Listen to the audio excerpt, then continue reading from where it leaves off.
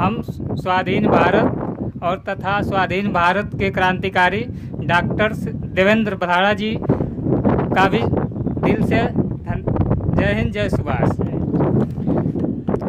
देखिए, ये लड़ाई जो है ये एक व्यक्ति विशेष का नहीं है, ये लड़ाई पूरे देश की, पूरे भारत की लड़ाई है और सबकी लड़ाई है, केवल एक व्यक्ति की लड़ाई नहीं है। ठीक है, और इसमें हम लोगों को एक मुट्ठी बन करके लड़ना है, ये नहीं कि ऐसे हो जाना है, ऐसे हो करके लड़ना है और किसी भी स्थिति परिस्थिति में हिम्मत नहीं हारना है। ये मेरे साथ सबसे पहले जब मेरे पास ये समस्या आई तो मेरे पास कोई चारा नहीं था। ये समस्या मेरे पास 2013 में 14 में आ चुकी थी।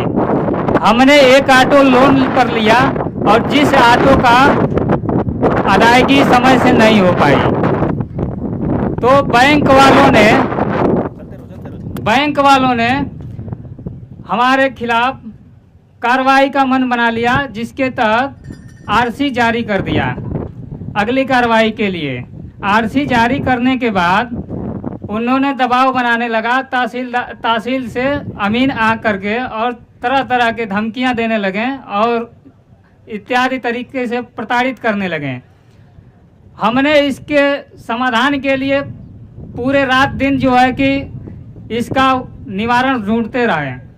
ढूंढते उस कंडीशन पर पहुंच गए कि आगे न कुछ दिखाई दे न पीछे कुछ दिखाई देता था, जबकि परिवारों में भी क्लेश होता रहता था। और आज भी किसी के यहाँ, आप लोगों के यहाँ भी जो भी लोन लिया होगा यही समस्या होगी। बीवी से अलग झगड़ा होता होगा, बच्चों से अलग होता होगा, माता पिता से अलग होता होगा, सबसे झगड़ा होता होगा, कोई बचा नहीं होगा। किस लिए झगड़ा होता है? ब्रिटिश इंडिया गवर्नमेंट की पेपर करेंसी के लिए, जो आरबीआई की करेंसी मानते हैं आप लोग। क्या आरबीआई जो रुपया छापती है वह रुपया इंडिया गवर्नमेंट की है कि ब्रिटिश इंडिया गवर्नमेंट की है? तो इंडिया गवर्नमेंट की क्यों मानते हैं आप लोग? इंडिया गवर्नमेंट की करेंसी क्यों कहते हैं? क्या वो भारत सरकार उस पेपर करेंसी को जारी करती है? भारत सरकार है तो फिर वोट देते हैं किसको? क्यों ब्रिटिश इंडिया को? देश आजाद है कि गुलाम है? गुलाम है तो आप क्यों अब तक जो है आजादी का उत्सव मनाते हैं? इसी महीने में 15 अगस्त आने वाला है और 15 अगस्त किस लिए मनाया जाता है? जो अभी हमारे मुख्य अतिथि डॉक्टर देवेंद्र बधाड़ा जी ने कहे हैं कि हमारे बच्चों का भविष्य अंधकार में जा रहा है, वो गुलामी के तरफ जा रहे हैं, उनको हमसे अधिक गुलामी सहनी पड़ेगी।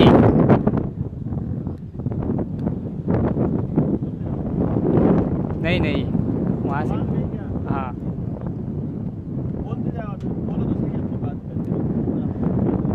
तो वही चीज है कि गुलामी कैसे हो रही है, किस किस जगहों से हो रही है। आप लोग कभी ये चीज को देखे नहीं, न तो इसकी कल्पना किए कभी। तो कल्पना कैसे करेंगे? बच्चों को विद्यालय में भेजते हैं कि नहीं भेजते हैं? सभी लोग बच्चों को विद्यालय में भेजते हैं। यहाँ तक कि जो शराब पीने वाला व्यक्ति है वो भी सोचता है कि हमारे बच्चों की शादी किसी शराबी से न हो। वो पीता है लेकिन वो सोचता है। क्यों? तो आप लोग बच्चों को भेजते हैं तो क्या सोच करके भेजते हैं कि हमारा बच्चा शिक्षित हो, और शिक्षित होने के लिए तो भेजते नहीं हैं। लेकिन विद्यालय में सबसे पहले गुलामी की प्रतीक दी जाती है, बच्चों को गुलामी स्वीकार कराई जाती है। कैसे? जो जनगण मन अधिनायक जो है भारत भाग्य विधाता, ये किसके लिए गाया गया था? किसके लिए, किसने गाया था, किसने लिखा था और किसके लिए आज गवाया जा रहा है? भारत में प्रत्येक विद्यालय में गवाया जा रहा है, कोई विद्यालय बचा नहीं है। शासन प्रशासन के लोग भी गाते हैं इसको। ये किसके लिए गवाया गया था? किसने गाया था? अंग्रेज के अधिकारी किंग जॉर्ज पंचम के लिए स्वागत गीत गाई गई थी। रविंद्रनाथ टैगोर ने गाया था और उसने ही लिखा था, और उसने उसको गाने और लिखने के लिए ये अंग्रेज अधिकारी जो थे ढेर सारा उसको इनाम दिए। बताइए।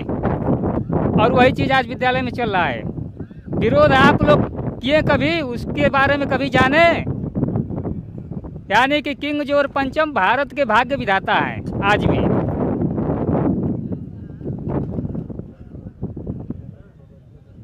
तो बताइए कि लड़ाई लड़ने के लिए जो ब्रिटिश इंडिया गवर्नमेंट पूरे भारत पर कब्जा कर रखी है। ये बताओ सारे सब लोगों को कि जब तुम्हारी आरसी जारी हुई तो तुम कैसे बचे?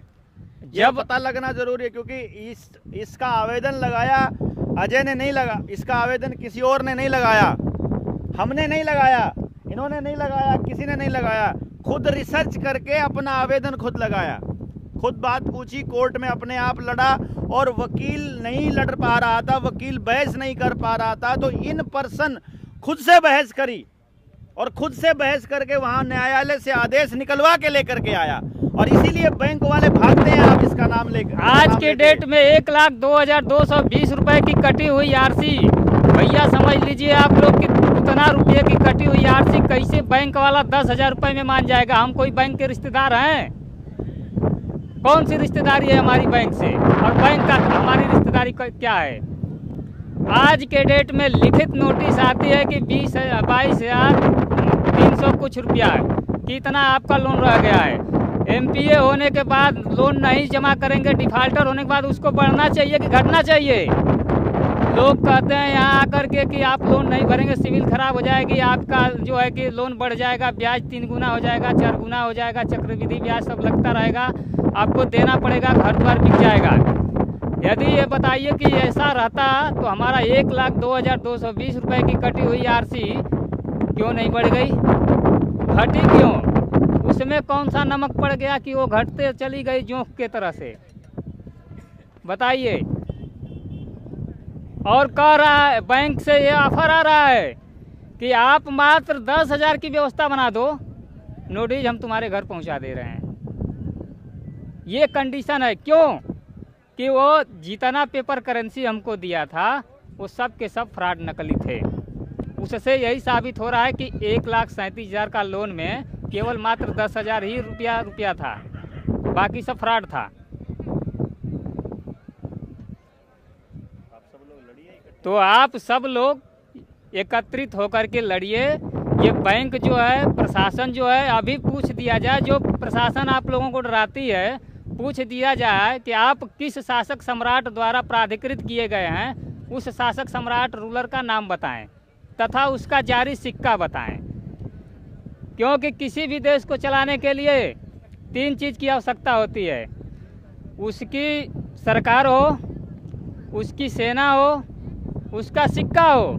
जैसे अभी मुख्तार अंसारी जो मारे गए हैं, आप लोग चैनल पर देखते हैं कि उसमें ये आता है कि कभी मुख्तार अंसारी का भी सिक्का चलता था, आता है ना? क्यों चलता था, क्या था वो? उसी तरह से जो सम्राट भारत का है उसका जारी सिक्का कौन सा है? और आज भी भारत गुलाम है। भारत का जो प्रथम राष्ट्रपति बताया जाता है वो राष्ट्रपति कौन है? पंडित जवाहरलाल नेहरू हैं। बच्चों को पढ़ाया जाता है कि पंडित जवाहरलाल नेहरू पढ़ो, लेकिन है कौन? नेताजी सुभाष चंद्र बोस।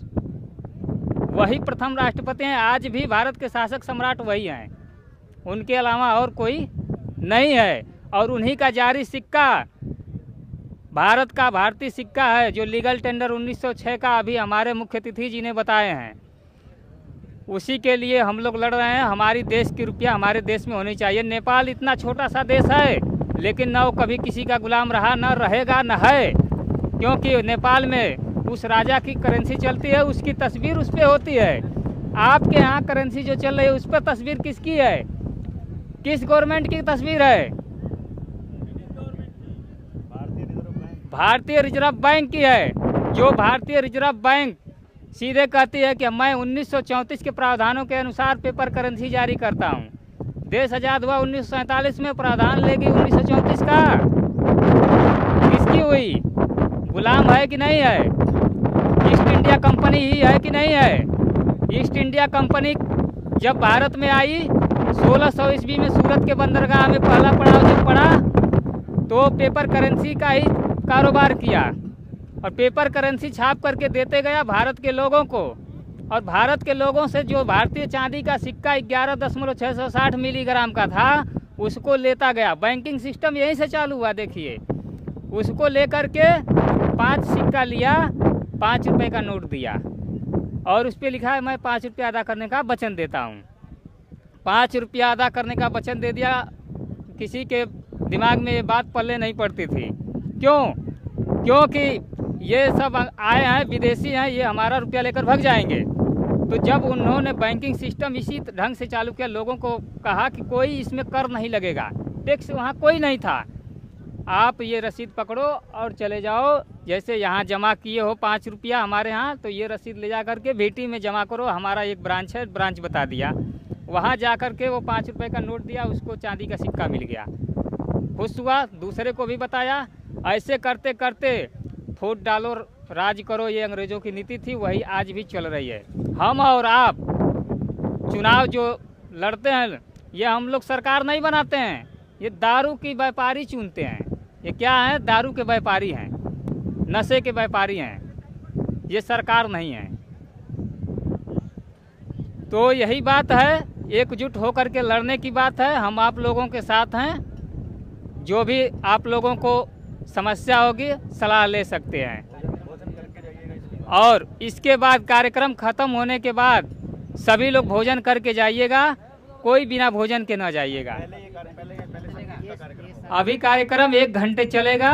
आप लोग कार्यक्रम पूर्ण होने के बाद ही भोजन करके निकलिएगा। इसी के साथ मैं अपनी वाणी को विराम देता हूँ। जय हिंद, जय सुभाष।